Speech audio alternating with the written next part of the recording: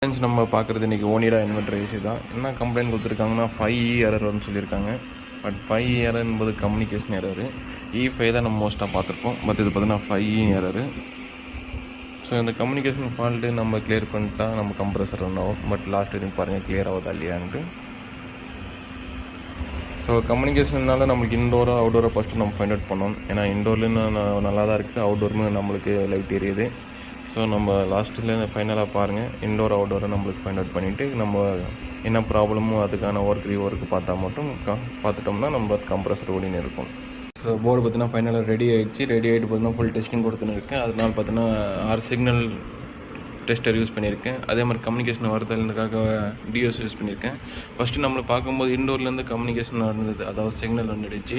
கீழே இருக்கிற மட்டும், அதாவது மேலே இருக்கிற சிக்னல் மட்டும், கீழே இருக்கிற சிக்னல் வரவே இல்லை. கீழே இருக்கிற சிக்னல் எப்போ பார்த்தீங்கன்னா நம்ம அவுட்டோர்லேருந்து கம்யூனிகேஷன் வந்தால் மட்டும்தான் கீழே இருக்கிற சிக்னல் வரும். இப்போ பார்த்தீங்கன்னா 2 சிக்னலுமே பக்கா வருது. ஸோ அதனால் நம்மளுக்கு அவுட்புட்டும் வந்தாச்சு. நெக்ஸ்ட்டு கம்ப்ரஸர் வச்சு ஒட்டி கொடுத்துடலாம். ஸோ நம்ம போர்டு பார்த்தீங்கன்னா பக்காவாக ரெடி ஆகிடுச்சு. நம்மளுக்கு அந்த E5 எரர் வந்து கம்ப்ளீட்டாக ஸ்டாப் ஆகிடுச்சு. ஸோ அதனால் இந்த போர்டு பார்த்தீங்கன்னா பர்ஃபெக்ட் ஆகிடுச்சு. இந்த மாதிரி போர்டு நம்ம ரீஒர்க் பார்த்தாவே போர்டு ரெடி பண்ணிடலாம். அதனால் போர்டு தான் சேஞ்ச் பண்ணணும் அவசியம் இல்லை. Okay, thank you friends. ஃபைனலாக நம்மளுக்கு கம்ப்ரஸரும் ஸ்டார்ட் ஆகிடுச்சு. எரரும் எதுவுமே இல்லை.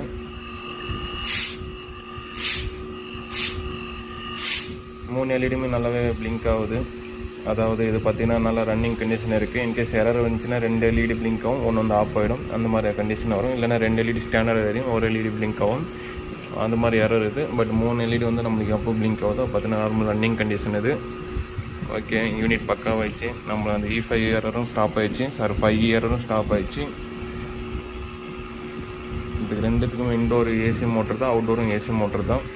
கம்ப்ரஸர் ஃபஸ்ட்டுலேருந்து செகண்ட் ஸ்பீடு மூவ் ஆகின்னு இருக்குது. Okay, thank you.